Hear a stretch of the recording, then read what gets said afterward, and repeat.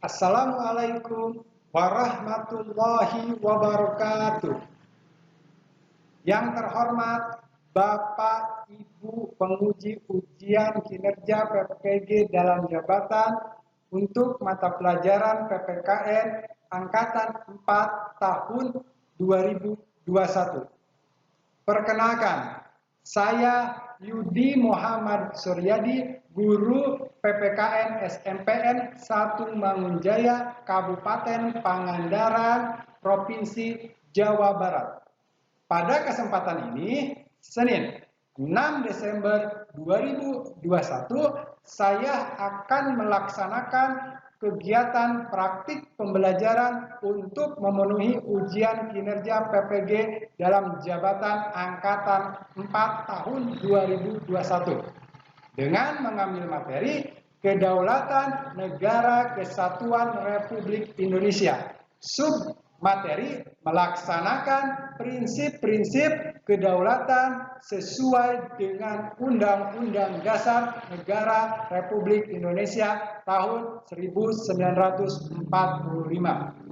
Pembelajaran ini ada pada bab ketiga PPKN kelas 9. Untuk lebih jelasnya, berikut video praktik pembelajaran yang akan saya laksanakan. Mohon saran dan masukannya agar kedepannya kegiatan pembelajaran saya bisa semakin lebih baik. Terima kasih atas perhatiannya. Wassalamualaikum warahmatullahi wabarakatuh.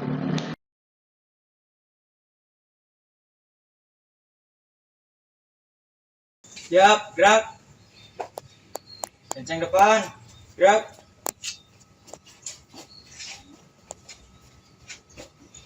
Tegak, gerak. Biar semuanya aman.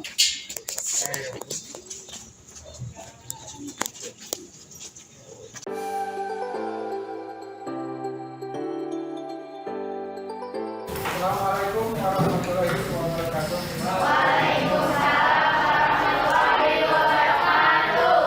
Oke, bagaimana kabarnya anak-anak? Alhamdulillah luar biasa. Siapa yang sudah hadir sekarang? Sebelum kita mulai pembelajaran, alangkah baiknya kita menyiapkan dulu tempat duduk kalian, kursinya, mejanya, dan lain sebagainya. Oke, terima kasih ya. Sekarang siapa yang mau memimpin doa?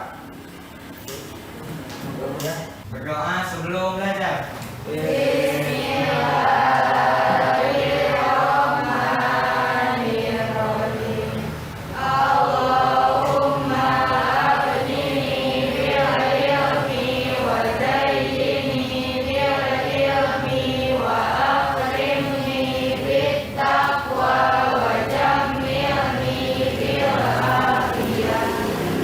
Maka kita dimulai harus dengan berdoa, karena doa itu merupakan rasa syukur kita kepada Allah Subhanahu wa Ta'ala bahwa kita dalam keadaan sehat walafiat.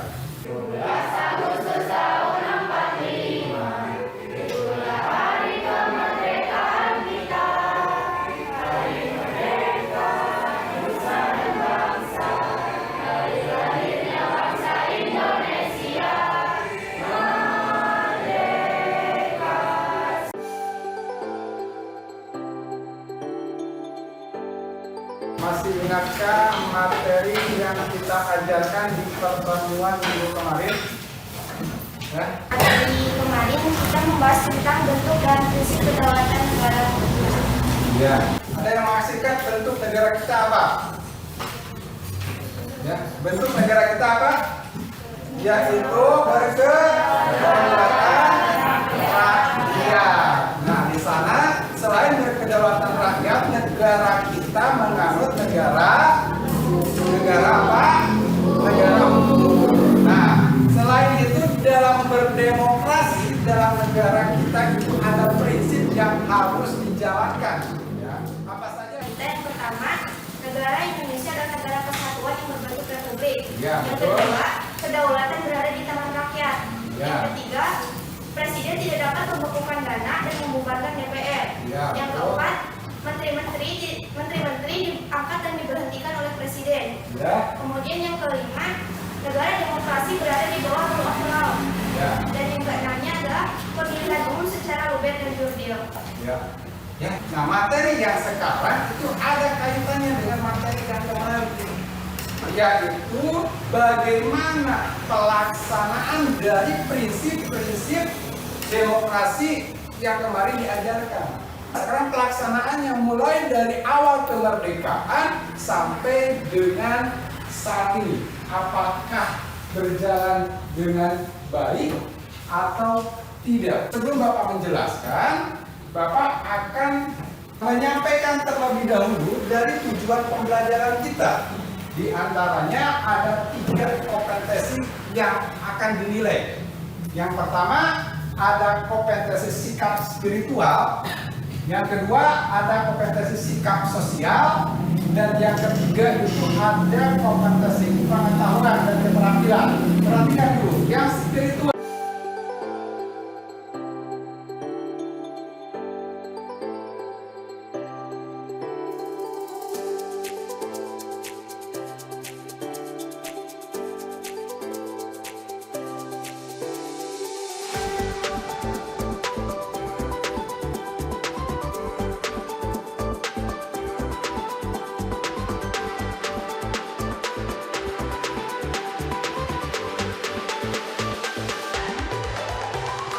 Oke, ada yang ditanyakan?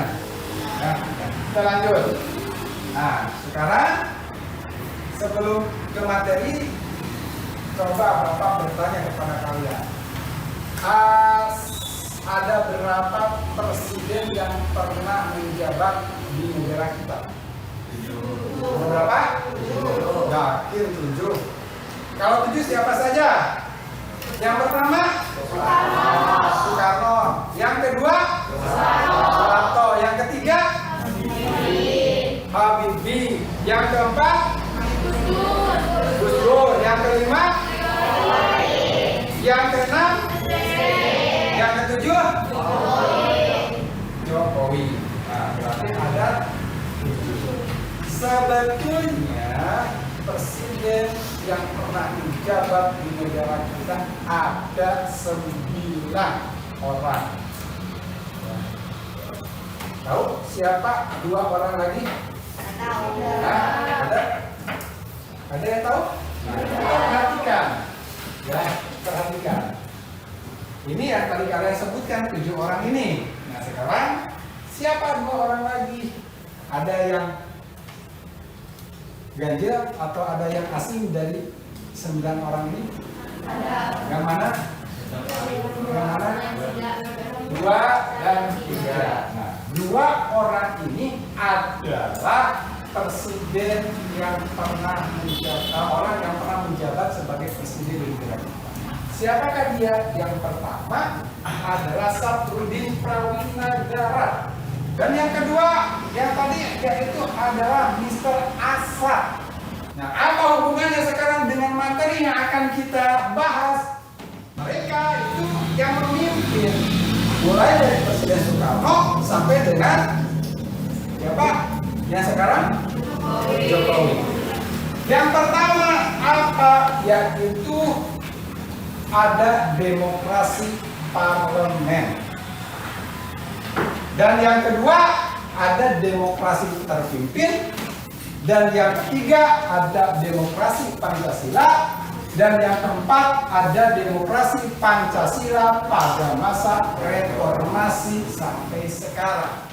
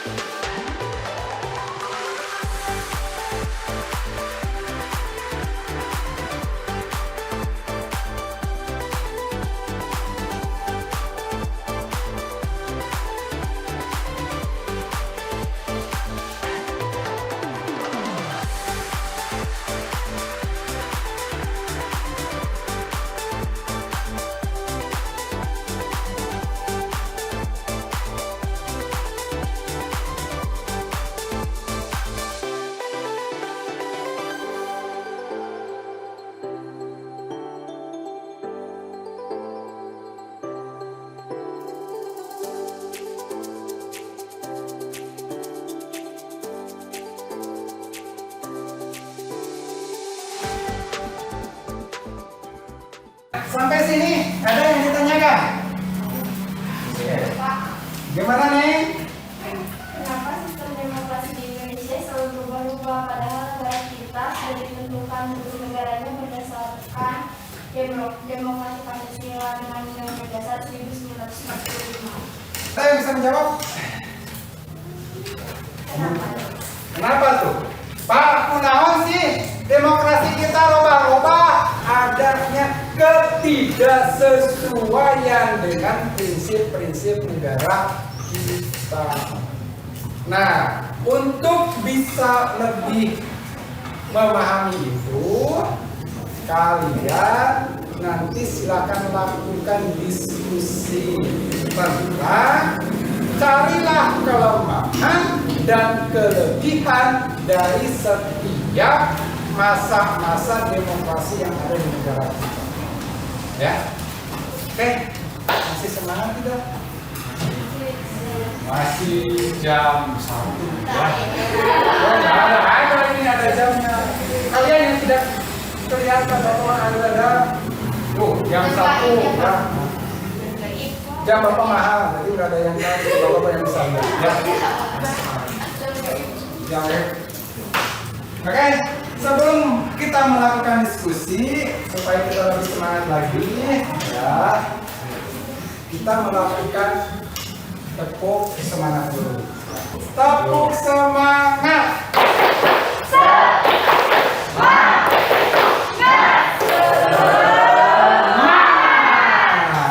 Oke, sekali lagi semangat baru.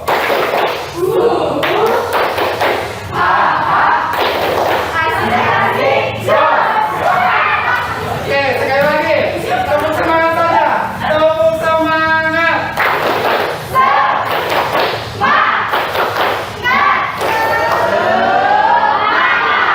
Semangat baru.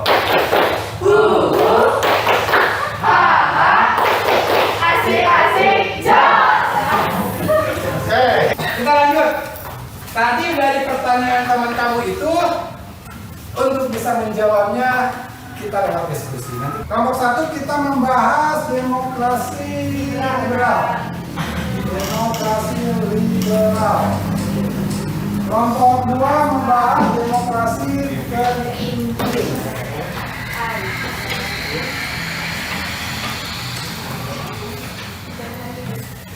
Nah, demokrasi terpimpin. Kelompok 3 yaitu membahas Pancasila pada masa Orde Baru.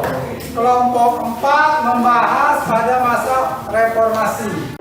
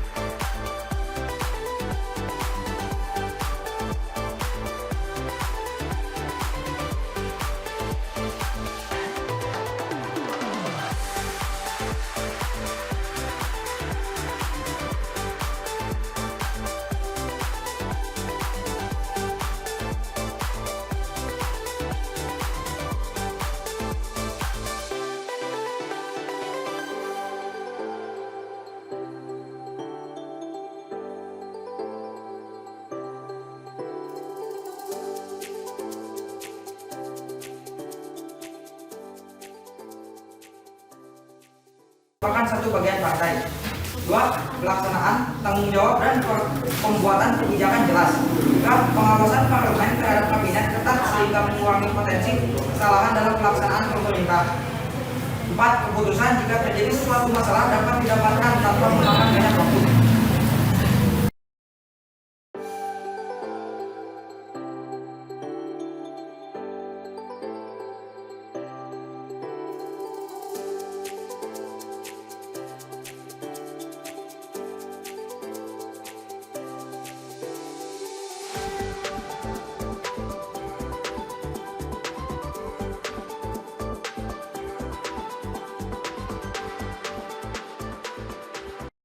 ditanyakan kepada kelompok satu?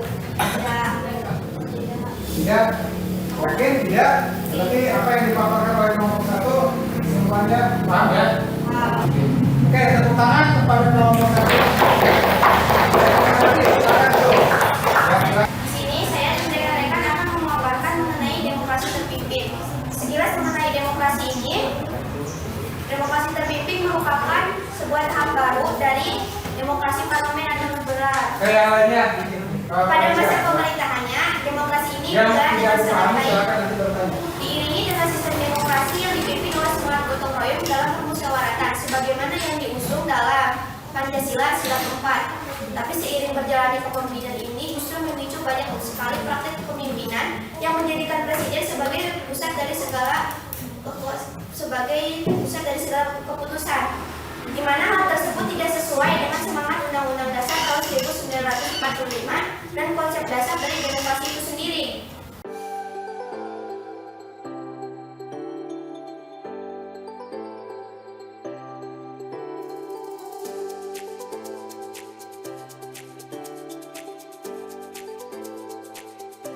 Ada yang ditanyakan? Kalau tadi ada yang disebut Nasako. Apa itu Nasako? Sako merupakan singkatan dari Nasional, Islam, dan Komunis. Inilah awal munculnya PKI, awal munculnya komunis di negara kita, yang pada waktu itu Presiden Soekarno menerapkan prinsip nasionalis komunis, Islam komunis. Nah, inilah awal mulanya pemberontakan PKI seperti itu ya. Tepuk tangan untuk kelompok 2 ya. Oke, kelompok ketiga, silakan.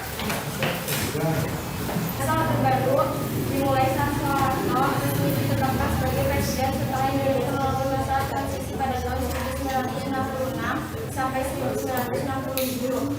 Pemerintahan masa Orde Baru memandang bahwa selama Orde Lama telah memberi penyimpangan terhadap pelaksanaan Undang-Undang Dasar 1945 Kayak yang lainnya, tolong kelompok yang lainnya perhatikan ya. dengan konsep demokrasi Pancasila. Misi utama pemerintahan Orde Baru ini adalah untuk melaksanakan Pancasila dan juga Undang-Undang Dasar 1945 untuk kepentingan kehidupan masyarakat Indonesia.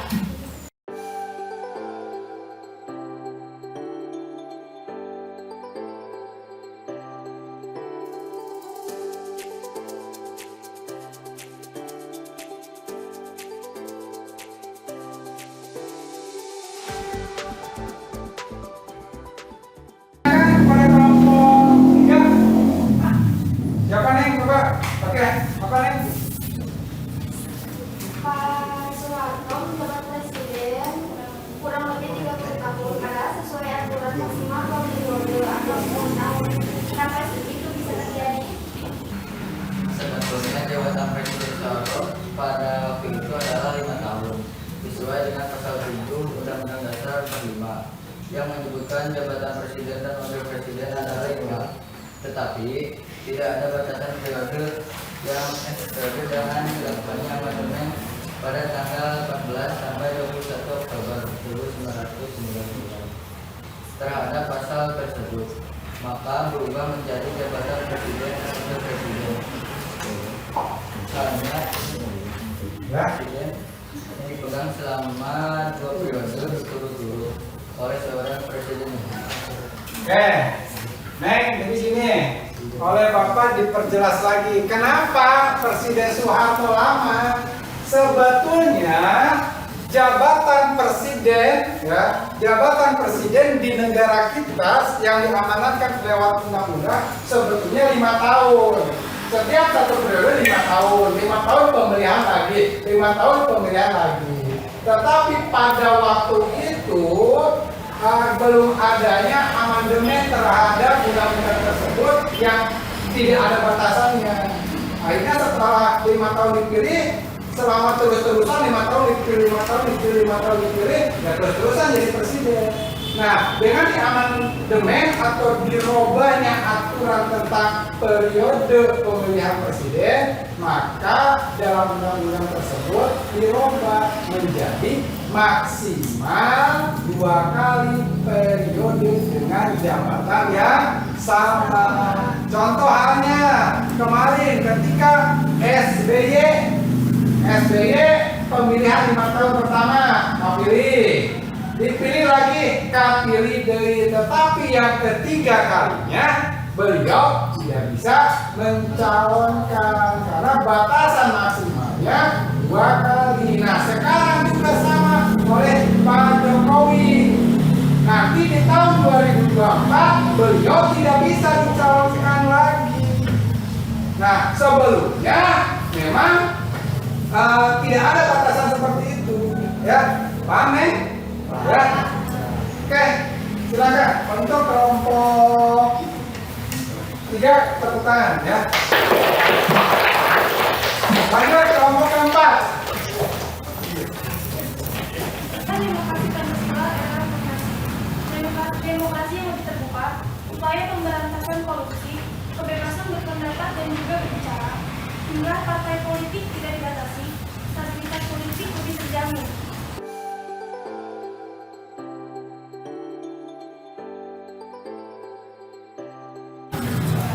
Ada yang ditanyakan? Pak, boleh tanya Pak? Boleh, silakan. Tanyakan dulu ke kelompok 4, boleh nggak menambahkan? Dari yang saya lihat, dari apa yang saya dengar di berita-berita, menurut saya banyak sekali kelemahan dari reformasi ini.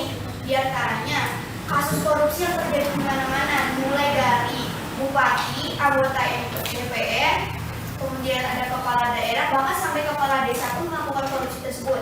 Belum lagi ketika pelaku tindak pidana korupsi ini dihukum dengan seenaknya, dipenjara dengan fasilitas elit ala hotel bintang 5. Sedangkan ketika rakyat kecil, mereka dihukum dengan seberat-beratnya. Terus ada lagi, ketika pemilihan umum, saya melihat di berita-berita, ternyata terjadi kecurangan di situ. Kemudian ada permasalahan mengenai tenaga kerja asing yang banyak sekali masuk ke negara kita, serta anggota DPR dan bupati yang seringkali berbohong mengenai janji-janji mereka kepada rakyat. Pertanyaan saya di sini, kenapa ini semua bisa terjadi? Apa sebenarnya rencana pemerintah tersebut? Kemudian dari keempat demokrasi ini mana yang lebih baik? Seperti itu, Pak. Coba kelompok 4. Oke, tepuk tangan buat. Oke, bagus sekali ya. Jadi memang inilah realita yang terjadi di negara kita, ya. Yang terjadi di negara kita karena memang kamu mengalami itu. Bagus sekali teman-teman sering lihat berita, ya. Sok, apa tanggapannya kelompok 4? Coba tanggapannya dari apa yang disampaikan oleh teman kamu. Coba apa tanggapannya?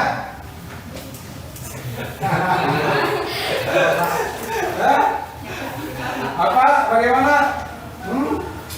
Jadi, apakah memang sepakat atau tidak dari kasus korupsi yang terjadi di negara kita itu termasuk kelemahan pada order reformasi? Sepakat tidak? Kenapa bisa korupsi? Oke, ada lagi yang ditanyakan. Nanti Bapak akan menjelaskan dari pertanyaan dari teman kamu. Ada lagi yang kelompok 4? Ya. Oke, tepuk tangan kelompok 4.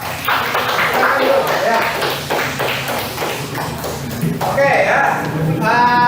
Bagus sekali ya oleh teman kamu Ratna. Inilah realita yang terjadi di negara kita. Korupsi di mana-mana. Bapak mau tanya sebelum menjawab pertanyaan dari Ratna, siapa yang salah? Siapa yang salah? Rakyat itu siapa? Emang kalian pernah milih? Nah disinilah pentingnya pembelajaran PPKN saat ini. Kalian bisa melihat realita yang terjadi di negara kita.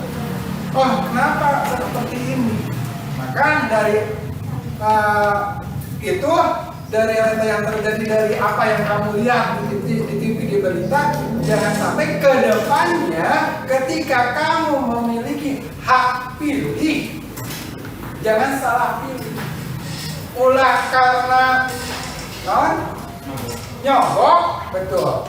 Orang tua kamu disogok ku atos, ku duit untuk milih seseorang, mau. Padahal 5 tahun nasibnya akan terbengkalai. Terus ada lagi yang ketika mau kampanye atau ketika masa kampanye banyak janji. Ketika sudah dipilih dan terpilih, boro-boro ingat ya, nawa-nawa cara seperti itu ya. Nah disinilah kamu harus bisa berpikir. Nanti pilihlah ya para wakil rakyat, para calon pemimpin bangsa kita yang benar-benar berkualitas. Banyak sekarang di internet, cari biodatanya, cari latar belakang pendidikannya, cari kasus-kasusnya seperti apa, dan cari partainya, siapa pengusungnya. Dari materi-materi itu, dari informasi-informasi itu, kamu nanti bisa menentukan kepada siapakah hak pilih kalian akan diberikan. Jangan sampai salah pilih lagi. Pilihlah calon pemimpin yang memang bisa memberantas korupsi. Ya, mulai setelah jadi presiden, korupsi malah semakin luas. Bagus sekali ya, yang diutarakan daerah. Nah, sekarang bagaimana sikap kalian ketika nanti di tahun 2024 belum punya hak pilih? Setidaknya ingatkan kepada orang tua kalian, Mah, Pak, Kade, ulah pilih si Anu, dan si Anu kia. Nah, Bapak mau tanya, ketika ada calon, misalkan Bapak seorang calon pemimpin, kalian orang yang butuh uang, tiba-tiba Bapak beli, kasih amplop, isu Bapak mencalonkan diri tanggal 8, pilih Bapak tanya amplop mangga, padahal kamu punya pilihan si Rekma. Diterima naona. Amplopnya benar, terus pilih. Wah, lamun kapanggil kumaha. Nah, inilah realita yang terjadi. Jadi, Kade, kalau bisa jangan diterima. Kalau bisa jangan diterima. Padanya jadi itu kembali kepada diri kalian. Karena ketika calon pemimpin sudah main uang di awal kampanye, tidak ada yang bisa menjamin dia korupsi atau tidak. Betul nggak? Yang rugi siapa?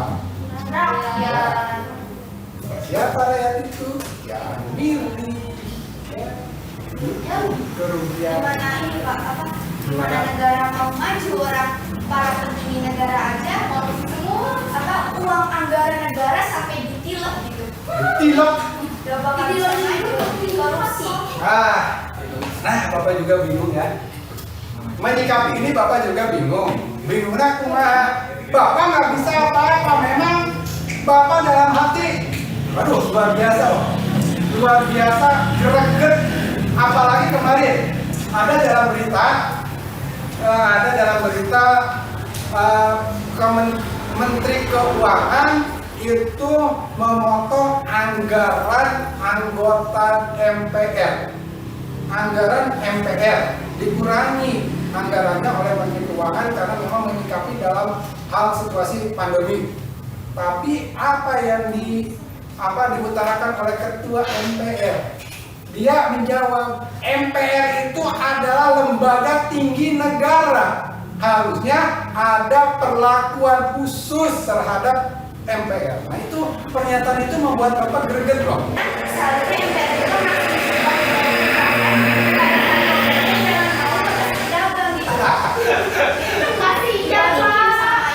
nah, keputusan di negara ini tergantung kepada siapa yang berkuasa. Makanya sekali lagi pentingnya pemahaman politik terhadap masyarakat. Pula sampai salah pilih 5 menit kamu dibilik suara, maka 5 tahun kamu nasibnya akan digadai.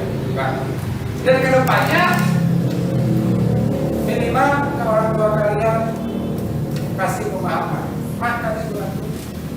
anu karena nilai seperti ini ya. Itu aja ya. Oke. Ada lagi yang ditanyakan? Paham? Semuanya?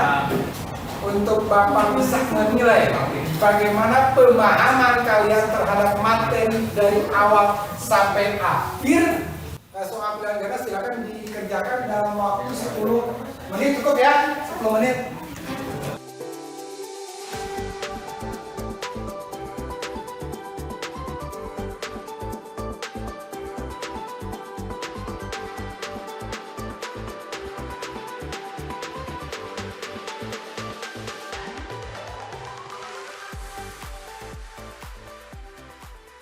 Berarti pembelajaran kita semuanya sudah tercapai sesuai dengan KKM kita. Oke, terima kasih. Ya. Nah, Assalamualaikum warahmatullahi wabarakatuh. suaranya Dari beberapa hal yang sudah kita bahas, saya dapat menyimpulkan bahwa penerapan kedaulatan di Indonesia dari mulai Indonesia merdeka sampai saat ini mengalami pasang surut. Adapun pergantian kedaulatan yang pernah terjadi di Indonesia adalah sebagai berikut. 1. Demokrasi parlementer. 2. Demokrasi terpimpin.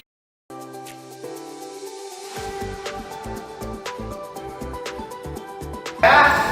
Bapak tambahkan, Bapak perkuat kesimpulan dari materi yang telah Bapak sampaikan. Yang pertama tentang perkembangan, perhatikan semuanya ke depan. Perkembangan demokrasi Indonesia dari masa ke masa. Demokrasi kita terjadi 4 masa. Yang pertama ada yang disebut dengan demokrasi parlemen, yaitu dengan kurun waktu 45 sampai tahun 59. Yang kedua ada demokrasi terpimpin, kurun waktu 59 sampai 66. Yang ketiga demokrasi Pancasila dengan kurun waktu 66 sampai 98. Dan yang keempat ada demokrasi Pancasila pada masa reformasi tahun 98 sampai dengan sekarang.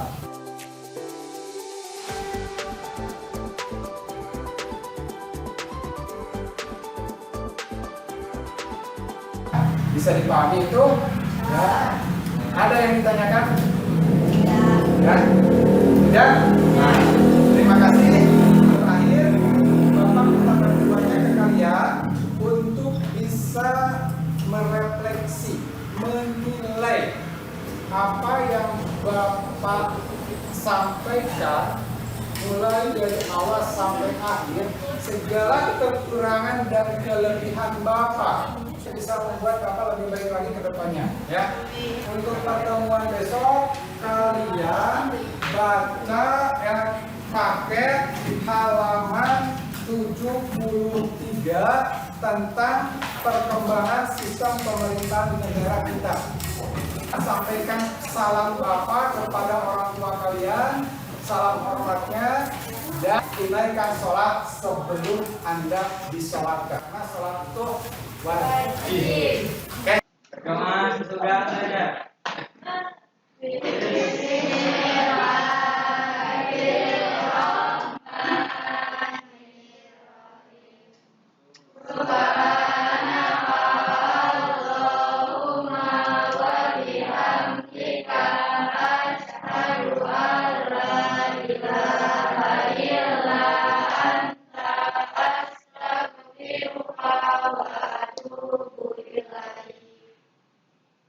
Ya. Sekian dari Bapak. Assalamualaikum warahmatullahi wabarakatuh.